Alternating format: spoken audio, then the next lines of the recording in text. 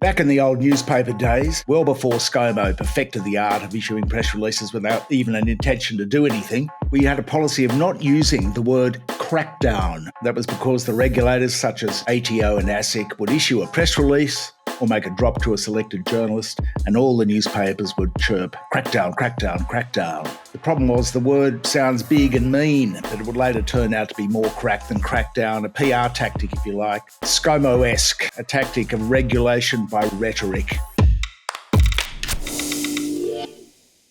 They tried to use clampdown for a while, and we banned that word as well. But they're back.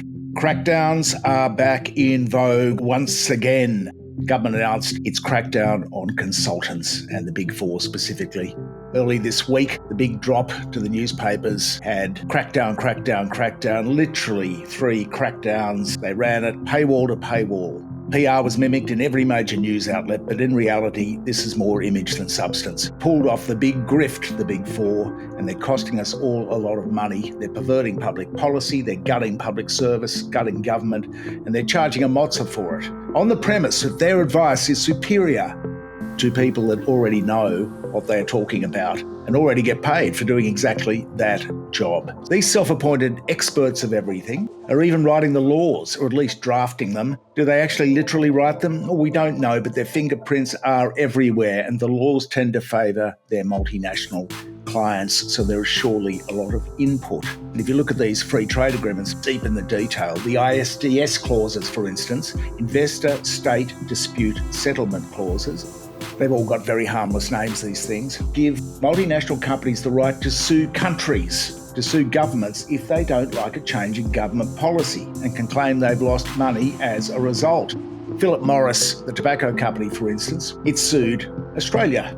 It sued in a foreign tribunal in Hong Kong, no less, over the plain packaging reforms on ciggy packets, which have worked. They were a world first. Now, the reforms might have saved lives, the plain packaging of cigarette packets, but they cost the tobacco companies money, and there was an actionable ISDS clause in the free trade agreement. So the tobacco giant sued, and it cost the government tens of millions of dollars to defend this case. So the hand of the Big Four and the sort of lobbyists is evident everywhere, because what is the point of ISDS clauses? The former PwC executive touched base this week, confirming what we had long been told by sources, that the mining giants BHP, Rio Tinto and Glencore completely rolled the government on mining taxes, and PwC was in the thick of it. That was back in 2010. Kevin Rudd had tried to introduce the RSPT, a super profits tax levied at 40%. The Minerals Council, which is controlled by foreign multinational mining corporations, splashed $20 million on an ad campaign. It'll affect jobs, projects, superannuation funds. Kevin Rudd was rolled, and Julia Gillard and Wayne Swan introduced the MRRT instead, taxing them at 22% instead of 40%. The foreign-controlled mining lobby had ousted a sitting Australian PM. Since then, the Big Four have grown.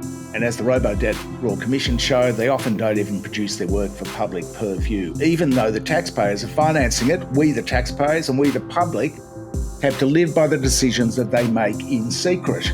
But the stuff they do make public, of course, is PR. Make no mistake, whether you're a head of a government department or a mining lobby group, you do not commission a report by a so-called independent expert unless you know what the outcome will be. Callum Foote, our reporter, analysed the annual claim by the Minerals Council lobby group that mining companies make a humongous financial contribution to Australia. Callum's research shows, and this was not credibly challenged or defended by the two firms themselves, the two of the Big Four, that they inflated the numbers by $80 billion.